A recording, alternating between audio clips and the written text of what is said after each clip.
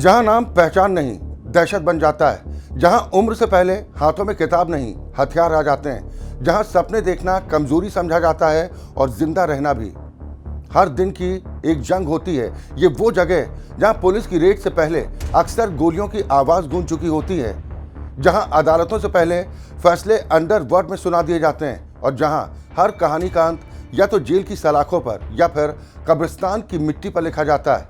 जी हाँ दोस्तों, आज हम बात करने वाले हैं 15 सबसे खतरनाक गैंगस्टर्स की, जिनमें से ज्यादातर या तो सलाखों के पीछे हैं या फिर पुलिस की आंखों में धूल झोंक कर अपराध की दुनिया को अंजाम दे रहे हैं। इस लिस्ट में 15वें नंबर पर नाम आता है हरियाणा के कुख्यात गैंगस्टर हिमांशु भाऊ का। हिमांशु भाऊ ने महज 17 साल की उम्र में पहली बार एक व्यक्ति पर फायरिंग की और उसी गोली के साथ उसने अपनी जिंदगी की दिशा भी बदल ली। यही वो उम्र होती है जब आम बच्चे स्कूल की परीक्षा, कॉलेज के सपने और बेहतर भविष्य की बातें करते हैं, लेकिन हिमांशु के हाथों में उस उम्र में किताब नहीं हथियार था और उसके सामने कोई सपना नहीं, सिर्फ दुश्मन खड़े थे। वक्त के साथ उसका नाम हरियाणा के क्राइम मैप पर उभरने लगा। आज हिमांशु भाऊ पर हत्या के प्रयास और रंगदारी के 20 से ज्यादा संगीन आपराधिक मामले दर्ज हैं। उसकी पहचान सिर्फ एक अपराधी की नहीं बल्कि एक ऐसे गैंगस्टर की बन गई जिससे आम लोग ही नहीं बदमाश भी खौफ खाते थे। हिमांशु भाऊ और लॉरेंस बिश्नोई दोनों एक दूसरे के जानी दुश्मन हैं। ये दुश्मनी जुबानी नहीं बल्कि लाशों पर लिखी गई है। दोनों गैंग के बीच कई बार खूनी गैंग वॉर हो चुकी है, जिसमें गोलियां चली, गाड़ियां जली और इलाकों में दहशत फैल गई। मार्च 2022 का महीना हरियाणा पुलिस शायद ही कभी भूल पाए, क्योंकि इसी महीने हिमांशु भाऊ ने महज 24 दिनों के भीतर 3 हत्याओं को अंजाम देकर पूरे सिस्टम को हिला दिया था। पुलिस के लिए ये सिर्फ वारदातें नहीं थी बल्कि खुली चुनौती थी। इसके बाद हिमांशु भाऊ की तलाश में हरियाणा पुलिस ने उसके हर संभावित ठिकानों पर छापेमारी की। गांव, शहर, रिश्तेदार, दोस्त, कोई जगह नहीं छोड़ी गई। लेकिन हिमांशु भाऊ हर बार पुलिस से एक कदम आगे निकलता रहा, जैसे उसे हर मूव की पहले से खबर हो, जैसे सिस्टम से पहले वो खेल समझ चुका हो। अपने खिलाफ बढ़ती पुलिस की घेराबंदी और लगातार कसते शिकंजे को देखते हुए साल 2022 के अंत में हिमांशु भाऊ ने देश छोड़ने का फैसला किया। फर्जी पासपोर्ट तैयार कराया और पहले दुबई, फिर वहां से पुर्तगाल भाग गया। आज हिमांशु भाऊ पर 2.5 लाख रुपए का इनाम घोषित है और इसके खिलाफ इंटरपोल के जरिए रेड कॉर्नर नोटिस भी जारी किया जा चुका है। पुलिस के लिए वो आज भी एक नाम नहीं बल्कि एक चलती फिरती फाइल है, जो सरहदों के बाहर बैठकर भी सिस्टम को चुनौती दे रही है। इसके बाद इस लिस्ट में 14वें नंबर पर नाम आता है झारखंड के कुख्यात गैंगस्टर अमन साहू का। अमन साहू की कहानी भी उसी उम्र से शुरू होती है जहां ज्यादातर जिंदगियां बन रही होती हैं, लेकिन यहाँ जिंदगी बिगड़ने की रफ्तार पकड़ चुकी थी। महज 17 साल की उम्र में अमन साहू ने अपराध की दुनिया में कदम रखा और देखते ही देखते वो झारखंड के अंडरवर्ल्ड में एक पहचाना जाने वाला नाम बन गया। शुरुआत छोटी मोटी वसूली और धमकियों से हुई, लेकिन धीरे धीरे उसका नाम रंगदारी और फिरौती की दुनिया में फैलने लगा। इलाके के ठेकेदार, कारोबारी और खनन से जुड़े लोग उसके निशाने पर आने लगे। जो पैसा नहीं देता उसके लिए गोली तैयार रहती। आज अमन साहू पर हत्या, मारपीट, रंगदारी और जानलेवा हमलों के 50 से ज्यादा गंभीर आपराधिक मामले दर्ज हैं। उसकी दबंगई का अंदाजा इसी बात से लगाया जा सकता है कि एक डीएसपी पर गोली चलाने का मामला भी उसके नाम पर दर्ज है, यानी उसके लिए वर्दी और कानून भी कोई मायने नहीं रखते थे। रंगदारी न देने वालों को सबक सिखाने के लिए उसने कई ठेकेदारों और कारोबारियों पर हमले भी करवाए। कहीं गोलियां चली, कहीं दहशत फैली और कहीं काम बंद हो गया। झारखंड में उसके नाम का खौफ इस कदर बढ़ चुका था कि लोग पुलिस से पहले अमन साहू का नाम लेते थे। साल 2019 में पहली बार पुलिस ने उसे गिरफ्तार किया, लेकिन ये गिरफ्तारी ज्यादा दिन टिक नहीं पाई। सितंबर 2019 में अमन साहू पुलिस को चकमा देकर फरार हो गया और उसके फरार होते ही झारखंड पुलिस के लिए हालात और मुश्किल हो गए। फरारी के दौरान भी वो जेल से बाहर बैठकर नेटवर्क चलाता रहा। रंगदारी की कॉल्स, धमकियां और वारदातों की साजिशें जारी रहीं। आखिरकार साल 2022 में पुलिस ने उसे दोबारा गिरफ्तार किया, इस बार सख्त सुरक्षा के बीच। फिलहाल अमन साहू दुमका जेल में बंद है, लेकिन पुलिस मानती है कि जेल की सलाखों के पीछे होने के बावजूद उसका नेटवर्क पूरी तरह खत्म नहीं हुआ है, क्योंकि ऐसे नाम सिर्फ जेल से नहीं, सिस्टम की हर कमजोर कड़ी से ताकत पाते हैं। इसके बाद 13वें नंबर पर नाम आता है छत्तीसगढ़ के टॉप गैंगस्टर तपन सरकार का। तपन सरकार की कहानी कोई अचानक पैदा हुई दहशत नहीं थी, बल्कि ये एक लंबा और सुनियोजित सफर था जिसकी शुरुआत साल 1986 में हुई, जब तपन सरकार महज 16 साल का था। वही उम्र जब जिंदगी को दिशा मिलनी चाहिए थी, लेकिन तपन ने उस उम्र में अपराध की राह चुन ली। और एक बार जो कदम उस अंधेरे में पड़ा, फिर पीछे मुड़कर देखने की गुंजाइश नहीं बची। अगले करीब 20 साल तक तपन सरकार ने छत्तीसगढ़ के अंडरवर्ल्ड में खौफ का ऐसा साम्राज्य खड़ा किया जहां उसका नाम ही काफी होता था। धीरे धीरे उसका नेटवर्क फैलता गया। जबरन वसूली, धमकियां और खूनी वारदातें, हर इलाके में उसके नाम की दहशत दर्ज होने लगी। आज तपन सरकार पर हत्या के प्रयास और जबरन वसूली के 100 से ज्यादा गंभीर आपराधिक मामले दर्ज हैं। यानी उसका पूरा करियर अपराध की स्याही से लिखा गया है। साल 2005 में उसके अपराधों की दुनिया को बड़ा झटका लगा जब एक दूसरे गैंगस्टर महादेव महक की हत्या के आरोप में उसे गिरफ्तार किया गया। मामला अदालत पहुंचा, सालों तक सुनवाई चली और आखिरकार साल 2015 में अदालत ने तपन सरकार को उम्र कैद की सजा सुना दी। ये फैसला उसके लिए सलाखों के पीछे जाने का ऐलान था, लेकिन कहानी यहीं खत्म नहीं हुई। तपन सरकार जेल में बंद होने के बावजूद पूरी तरह खामोश नहीं हुआ। आरोप है कि जेल के अंदर से भी वो अपने नेटवर्क के जरिए आपराधिक गतिविधियों को संचालित करता रहा। बाहर बैठे गुर्गों तक संदेश पहुंचते रहे और साजिशों की लकीरें जेल की दीवारों के भीतर से खींची जाती रहीं। यही वजह रही कि प्रशासन को उसकी जेल बार बार बदलनी पड़ी ताकि उसके असर को तोड़ा जा सके। लेकिन तपन सरकार उन नामों में शामिल रहा जिसके लिए जेल सिर्फ एक जगह होती है और दहशत एक आदत। इसके बाद 12वें नंबर पर नाम आता है जबलपुर के कुख्यात गैंगस्टर छोटू चौबे का। छोटू चौबे का नाम जबलपुर के क्राइम सर्किट में उस चेहरे की तरह उभरा जिसे देखने से पहले ही लोग रास्ता बदल देते थे। वक्त के साथ उसके ऊपर हत्या के प्रयास और मारपीट के 30 से ज्यादा गंभीर आपराधिक मामले दर्ज होते चले गए। लेकिन उसकी कहानी का सबसे खौफनाक अध्याय खुला 1 दिसंबर 2023 को, जब छोटू चौबे ने अपने साथियों के साथ मिलकर जबलपुर के ही एक दूसरे गैंगस्टर अनिराज उर्फ अन्ना को गोलियों से भून डाला। यह सिर्फ एक हत्या नहीं थी, बल्कि भरोसे के कत्ल की कहानी थी, क्योंकि कभी अनिराज उर्फ अन्ना छोटू चौबे का सबसे करीबी और भरोसेमंद आदमी हुआ करता था। वही अन्ना जो उसके साथ बैठता था, उसके लिए जमीन तैयार करता था। लेकिन वक्त बदला, अन्ना अलग हुआ और अपनी अलग गैंग बना ली। यही बगावत छोटू चौबे को मंजूर नहीं थी और इसी टकराव ने जन्म दिया उस खूनी साजिश को जिसने जबलपुर की सड़कों पर दहशत फैला दी। वारदात के बाद छोटू चौबे अंडरग्राउंड हो गया। पुलिस के लिए वो सिर्फ एक आरोपी नहीं, बल्कि शहर की कानून व्यवस्था पर सीधी चुनौती बन चुका था।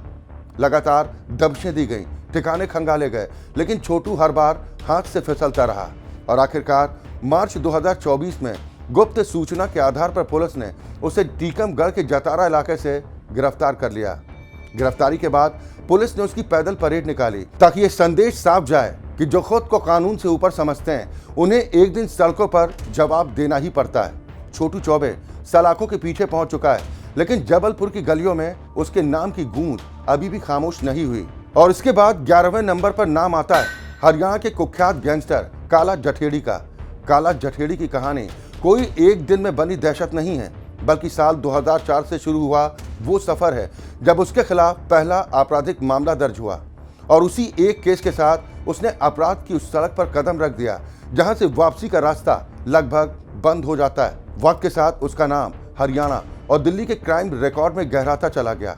हत्या, अपहरण, रंगदारी और जबरन वसूली जैसे 50 से ज्यादा संगीन मामले आज उसके नाम पर दर्ज हैं। काला जठेड़ी सिर्फ अकेला अपराधी नहीं रहा, बल्कि उसने एक पूरा गैंग खड़ा किया।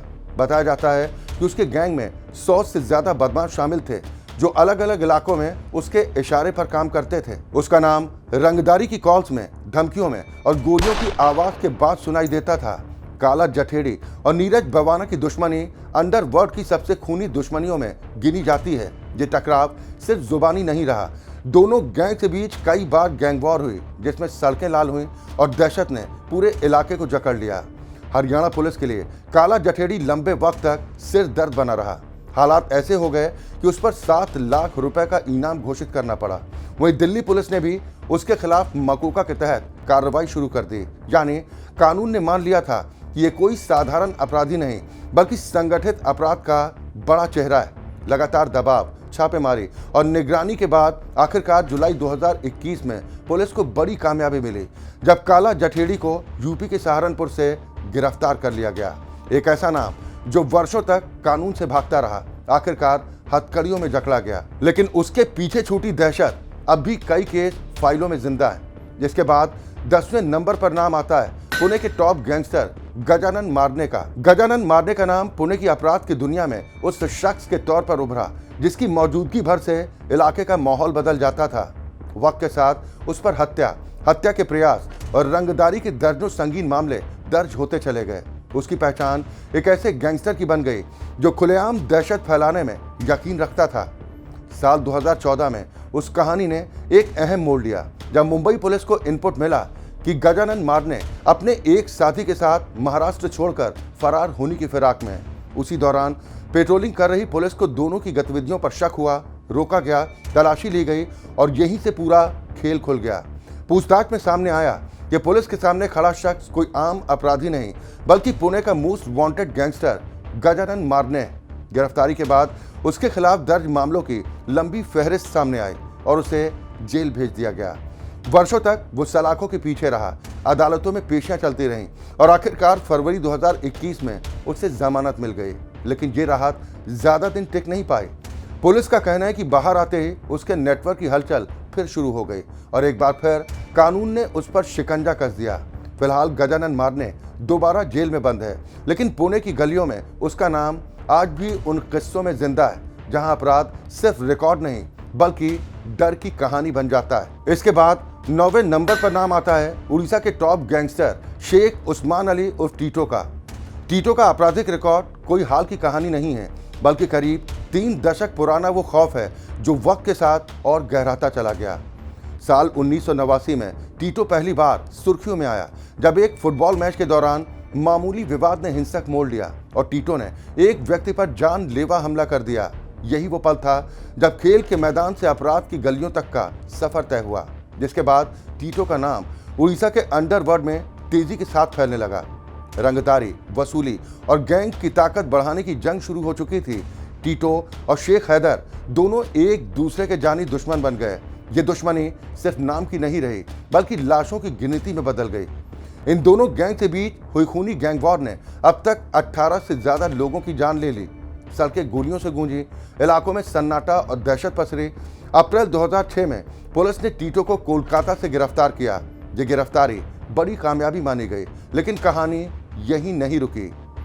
जेल की सलाखों के पीछे रहते हुए भी टीटो ने अपने गैंग को ऑपरेट करना जारी रखा। आदेश बाहर पहुंचते रहे और नेटवर्क चलता रहा। साल 2010 में जमानत पर बाहर आते ही टीटो ने एक बार फिर अपराध की दुनिया में वापसी कर ली, जैसे जेल उसके लिए कोई चेतावनी नहीं बल्कि एक ठहराव भर रही हो। हालात तब बदले जब साल 2018 में एक पुलिस मुठभेड़ के दौरान वो घायल हुआ और इसके बाद उसे दोबारा गिरफ्तार कर लिया गया। हाल ही में जब टीटो ने जमानत की शर्तों का उल्लंघन किया तो जुलाई 2023 में उसकी गिरफ्तारी के आदेश जारी कर दिए गए। टीटो आज भी उड़ीसा के उस अंडरवर्ल्ड की पहचान है जहां अपराध वक्त के साथ खत्म नहीं होता बल्कि पीढ़ियों तक अपनी परछाई छोड़ जाता है। इसके बाद 8वें नंबर पर नाम आता है पंजाब के कुख्यात गैंगस्टर गोल्डी बरार का। एक ऐसा नाम जो कभी अंडरवर्ल्ड की सीमित फाइलों में दर्ज था, लेकिन मई 2022 के बाद पूरे देश की जुबान पर आ गया। वजह बनी पंजाबी सिंगर सिद्धू मूसेवाला की दिन दहाड़े हत्या। इस हत्याकांड के बाद गोल्डी बरार सिर्फ एक गैंगस्टर नहीं रहा बल्कि एक ऐसा चेहरा बन गया जिसने देश की सुरक्षा एजेंसियों को झकझोर कर रख दिया। जांच में सामने आया कि इस साजिश के पीछे गोल्डी बरार की सीधी भूमिका थी और यहीं से उसका नाम राष्ट्रीय स्तर पर गूंजने लगा। लेकिन कहानी यहीं पर नहीं रुकी। दिसंबर 2023 में गोल्डी बरार के नाम से एक और बड़ी वारदात जुड़ गई। करनी सेना के अध्यक्ष सुखदेव सिंह गोगामेडी की उनके ही घर में घुसकर हत्या करवा दी गई। यह हमला न सिर्फ दुस्साहस भरा था बल्कि खुलेआम सत्ता और सिस्टम को चुनौती देने जैसा था। इन 2 हाई प्रोफाइल हत्याओं के बाद केंद्र सरकार ने गोल्डी बरार पर सख्त कार्रवाई करते हुए उसे यूएपीए के तहत आतंकी घोषित कर दिया। यानी अब वो सिर्फ अपराधी नहीं बल्कि देश की आंतरिक सुरक्षा के लिए खतरा माना जाने लगा। अगर गोल्डी बरार के आपराधिक सफर की जड़ में जाएं तो कहानी फरवरी 2021 में और गहरी हो जाती है जब अपने चचेरे भाई की हत्या का बदला लेने के लिए उसने कांग्रेस नेता गुरलाल सिंह की हत्या करवा दी। यही वो वारदात थी जिसके बाद गोल्डी बरार भारत छोड़कर कनाडा फरार हो गया। लेकिन देश से बाहर जाने के बाद भी उसका नेटवर्क कमजोर नहीं पड़ा, बल्कि फोन कॉल्स, सोशल मीडिया और विदेशी जमीन से दिए जा रहे निर्देशों के जरिए उसने अपने गैंग को और मजबूत किया। आज गोल्डी बरार उन नामों में शामिल है जो सरहदों के पार बैठकर भी भारत के कानून व्यवस्था को सीधी चुनौती दे रहे हैं और जिसकी तलाश सिर्फ पुलिस नहीं बल्कि कई राष्ट्रीय एजेंसियों की प्राथमिकता सूची में शामिल। इसके बाद 7वें नंबर पर नाम आता है झारखंड के टॉप गैंगस्टर अखिलेश सिंह का। एक ऐसा नाम जिसने ट्रांसपोर्ट के धंधे से शुरुआत की, लेकिन वक्त के साथ अपराध को ही अपना कारोबार बना लिया। अखिलेश सिंह पर हत्या, रंगदारी, अपहरण और आर्म्स एक्ट के 60 से ज्यादा संगीन मामले दर्ज हैं। शुरुआती दौर में वो एक साधारण ट्रांसपोर्ट कारोबारी के तौर पर जाना जाता था, लेकिन इलाके में बढ़ते दबदबे और आपसी रंजिशों ने उसे अपराध की अंधी गलियों में धकेल दिया। ट्रांसपोर्टर अशोक शर्मा की हत्या का इल्जाम जब अखिलेश सिंह पर लगा तो उसके बाद से उसकी पहचान एक खतरनाक अपराधी के तौर पर बनने लगी। इसके बाद व्यवसायी ओम प्रकाश काबड़ा के अपहरण का मामला भी इसी के नाम से जुड़ा।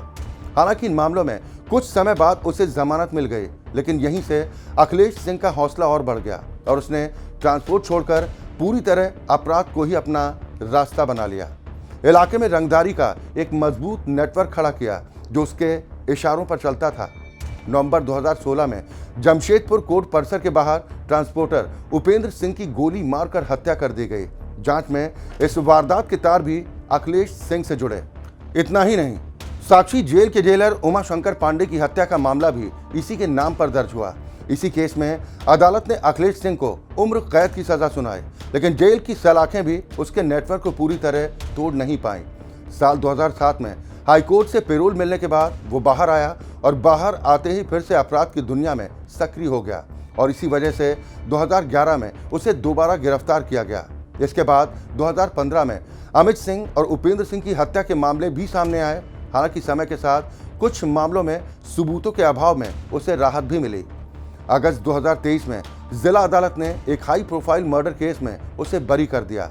लेकिन अखिलेश सिंह आज भी झारखंड की अपराध की दुनिया में एक ऐसा नाम है जिसे सुनते ही पुलिस और प्रशासन दोनों सतर्क हो जाते हैं। इसके बाद 6वें नंबर पर नाम आता है हरियाणा और राजस्थान के टॉप गैंगस्टर पपला गुर्जर का। एक ऐसा नाम जिसे पुलिस की फाइलों में सिर्फ अपराधी नहीं बल्कि दुस्साहस और दुस्साहसी फरारियों की मिसाल के तौर पर दर्ज किया गया। पपला गुर्जर पर हत्या के प्रयास, मारपीट और गैंगवॉर से जुड़े 100 से ज्यादा संगीन आपराधिक मामले दर्ज हैं। उसके अपराध की शुरुआत बदले की आग से शुरू हुई। अपने गुरु शक्ति गुर्जर की हत्या का बदला लेने के लिए उसने अपराध की दुनिया में कदम रखा और यहीं से शुरू हुआ खून, हथियार और दहशत का सिलसिला। गांव के ही संदीप फौजी और उसके मामा की हत्या के बाद पपला गुर्जर सीधे पुलिस के रडार पर आ गया। इन वारदातों के बाद उस पर इनाम घोषित किया गया और हरियाणा पुलिस उसे पकड़ने के लिए लगातार दबिश देती रही। फरवरी 2016 में सीआईए ने आखिरकार उसे गिरफ्तार कर लिया, लेकिन कहानी यहीं खत्म नहीं हुई। पेशी के लिए ले जाते वक्त उसके साथियों ने फिल्मी अंदाज में हमला कर दिया और पुलिस कस्टडी से पपला गुर्जर को छुड़ा ले गए। ये घटना पुलिस सिस्टम के लिए एक बड़ा झटका थी। इसके बाद सितंबर 2019 में राजस्थान पुलिस ने उसे अलवर से गिरफ्तार किया, लेकिन गिरफ्तारी के दिन ही हालात फिर बेकाबू हो गए। उसके गैंग ने AK-47 जैसे खतरनाक हथियारों से पुलिस चौकी पर हमला कर दिया और पपला गुर्जर एक बार फिर फरार हो चुका था। ये वो पल था जब वो सिर्फ गैंगस्टर नहीं बल्कि पुलिस के लिए खुली चुनौती बन चुका था। महीनों तक उसकी तलाश चलती रही। हरियाणा, राजस्थान और कई राज्यों में अलर्ट जारी रहा और आखिरकार जनवरी 2021 में पुलिस को इनपुट मिला कि पपला गुर्जर कोल्हापुर में छिपा हुआ है। तुरंत जयपुर से 24 कमांडो की स्पेशल टीम बनाई गई और 27 जनवरी की रात उसके ठिकाने पर दबिश दी गई। इस बार कहानी पलटी। पपला गुर्जर अपनी गर्लफ्रेंड के घर से गिरफ्तार कर लिया गया। बिना गोली चले, बिना शोर के एक लंबा खेल वहीं खत्म हुआ। फिलहाल पपला गुर्जर जेल में बंद है, लेकिन उसका नाम आज भी उन गैंगस्टर्स में गिना जाता है जिसने पुलिस को सबसे ज्यादा चुनौती दी और कानून को बार बार खुली आंख दिखाने की कोशिश की। 5वें नंबर पर नाम आता है उत्तर प्रदेश के बाहुबली डॉन ब्रिजेश सिंह का। एक ऐसा नाम जिसे सुनते ही पूरे इलाके में सन्नाटा छा जाता है और जिसकी कहानी में सिर्फ अपराध नहीं बल्कि बदले की आग, फरारी की चालाकी और पुलिस की लंबी थकान भी शामिल। साल 1985 में ब्रिजेश सिंह ने अपने पिता की हत्या का बदला लेने के लिए अपराध की दुनिया में कदम रखा। ये वो दौर था जब जमीन पर राज करने के लिए बंदूक और बदला ही सबसे बड़ा हथियार माना जाता था। ब्रिजेश सिंह ने इसी सोच के साथ अपने पिता की हत्या का बदला लिया और इस एक वारदात ने उसे एक ऐसे रास्ते पर धकेल दिया जहां से वापस लौटना मुश्किल हो गया। इसके बाद 2000 के दशक में ब्रिजेश सिंह का नाम कई बड़े हत्याकांडों से जुड़ने लगा। 1986 में चंदौली जिले के सिकौरा गांव में हुए एक कांड में भी उसका नाम आया, लेकिन उस समय उसकी पकड़ नहीं हो पाई। 32 साल बाद भी इस केस का सिलसिला उसके पीछे रहा और वर्षों बाद अदालत ने उसे इस मामले में बरी कर दिया। उसके बाद कई वर्षों तक वो फरारी की जिंदगी जीता रहा, पुलिस की नजरों से बचते हुए, अपने गैंग को चलाते हुए और लगातार इलाके में डर का माहौल बनाए रखता रहा। उसकी पहचान एक ऐसे डॉन के रूप में बन गई जो फरारी शब्द को भी एक तरह से गर्व की तरह पहनता था। 2000 के दशक में पुलिस ने उस पर 5 लाख रुपए का इनाम घोषित किया, लेकिन फिर भी वो पकड़ में नहीं आया। फिर 2008 में दिल्ली पुलिस की स्पेशल सेल ने एक बड़ा ऑपरेशन चलाया। भुवनेश्वर में छिपे ब्रिजेश सिंह को गिरफ्तार कर लिया गया। उस समय से लेकर आज तक वो जेल की सलाखों के पीछे है और ये वो कहानी है जिसमें एक डॉन ने बदले की आग से शुरुआत की, फिर कई सालों तक फरारी की जिंदगी जी और अंत में एक बड़े ऑपरेशन के बाद पकड़ में आकर जेल में बंद हो गया। लेकिन ये याद रखना जरूरी है, ब्रिजेश सिंह जैसे नाम सिर्फ एक व्यक्ति नहीं बल्कि उस इलाके की अंधेरी ताकतों का प्रतीक बन जाते हैं और उनकी कहानी आज भी लोगों के लिए डर और चेतावनी की तरह गूंजती है। इसके बाद चौथे नंबर पर नाम आता है पंजाब के कुख्यात गैंगस्टर जग्गू भगवानपुरिया का। एक ऐसा नाम जो पंजाब के अंडरवर्ल्ड की दुनिया में सिर्फ गैंगस्टर नहीं बल्कि एक चलती हुई दहशत का पर्याय बन चुका है। जग्गू का आतंक उस समय शुरू हुआ जब उसने एक हत्या के बाद अपना नाम सुर्खियों में दर्ज कराया। धीरे धीरे उसके खिलाफ हत्या, अपहरण और डकैती जैसे 70 से ज्यादा संगीन आपराधिक मामले दर्ज हो गए।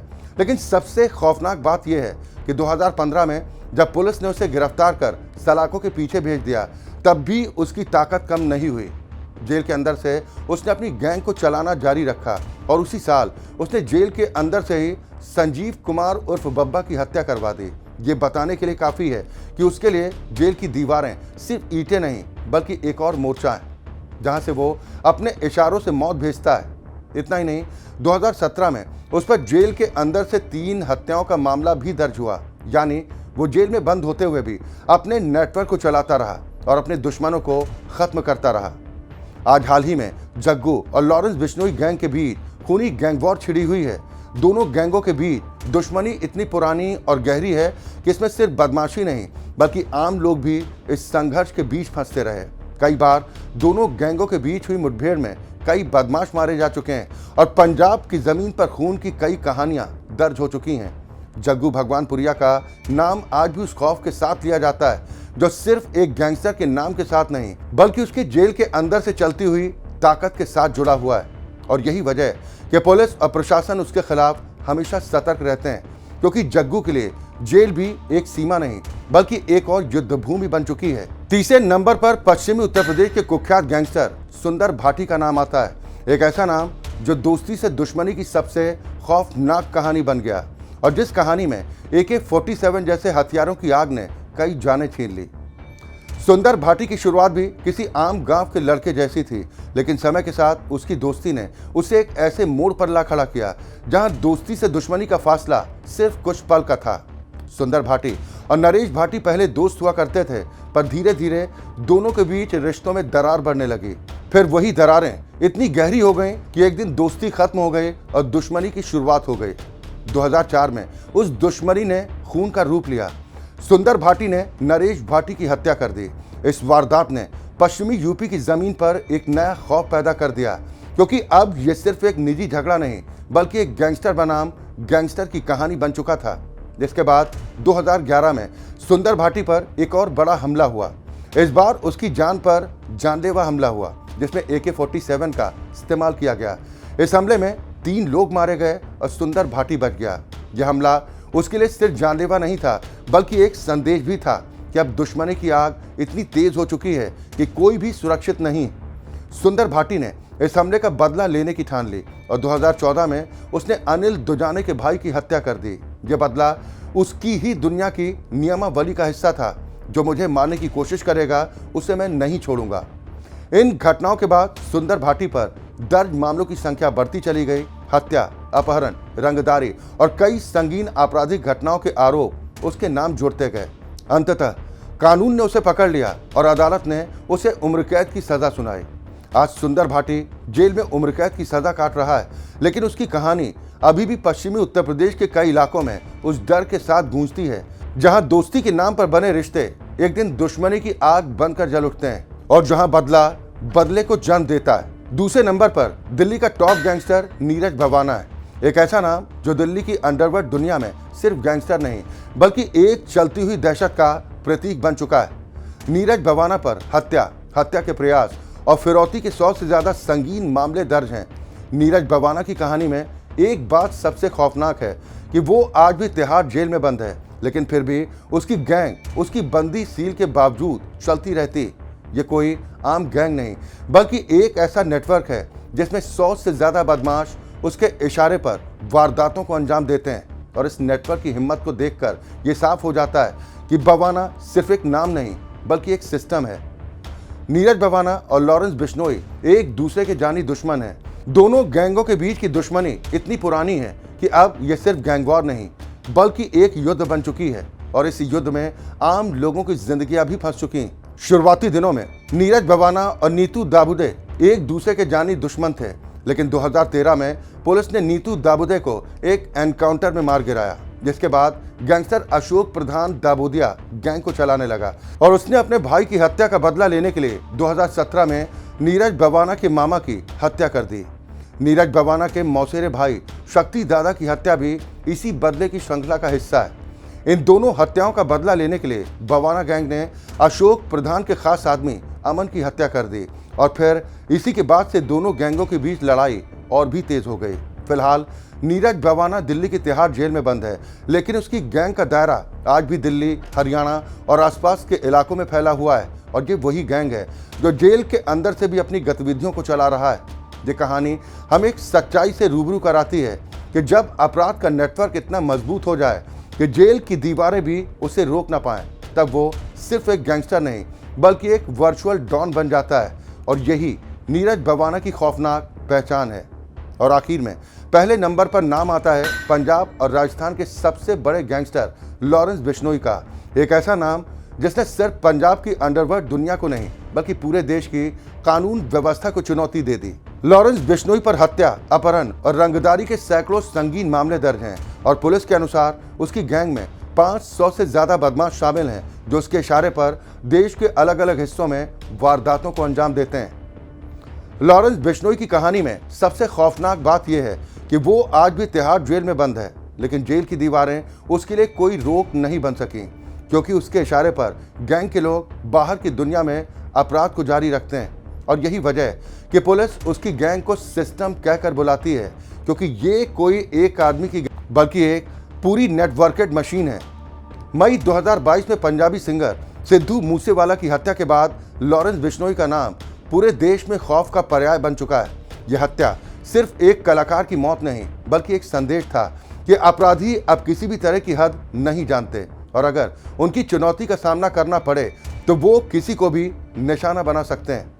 लॉरेंस बिश्नोई के खिलाफ पुलिस और कई एजेंसियों की कार्रवाई लगातार चल रही है और इसी बीच उसके खिलाफ कई बार रेड कॉर्नर नोटिस और इनाम जैसी घोषणाएं भी की गई, लेकिन फिर भी उसका नेटवर्क कमजोर नहीं हुआ बल्कि समय के साथ और मजबूत होता गया। आज लॉरेंस बिश्नोई की गैंग पंजाब, हरियाणा, राजस्थान और दिल्ली में सक्रिय है और उसकी गैंग के लोग रंगदारी, हत्या, अपहरण और ड्रग्स जैसे अपराधों में शामिल और इसीलिए पुलिस और प्रशासन उसके खिलाफ लगातार सतर्क है। लॉरेंस बिश्नोई की कहानी हमें एक सच्चाई दिखाती है कि जब अपराध का नेटवर्क इतना बड़ा हो जाए कि वो देश की सीमाओं को पार कर जाए, तब उसे रोकना आसान नहीं होता। और यही कारण है कि लॉरेंस बिश्नोई को भारत की सबसे खतरनाक गैंगस्टरों की लिस्ट में पहले नंबर पर रखा जाता है। ये थी अपराध के साम्राज्य की खौफनाक तस्वीर, जहां नाम पुलिस की चार्जशीट, अदालत की फाइलों और उन गलियों में दर्ज होते हैं जहां सिर्फ डर और मौत की हुकूमत चलती है। लेकिन अपराध के सामने कानून बड़ा ताकतवर है और अपराधी कितने भी बड़े क्यों ना हो, अंततः उनका अंत होता ही है। दोस्तों, ये उस अंधेरी दुनिया की कहानी है जहां बंदूक की आवाज़ और खून की खुशबू हर कदम पर मौजूद रहती है। खैर, आपको हमारी स्टोरी कैसी लगी बताना बिल्कुल भी ना भूलें। नमस्कार।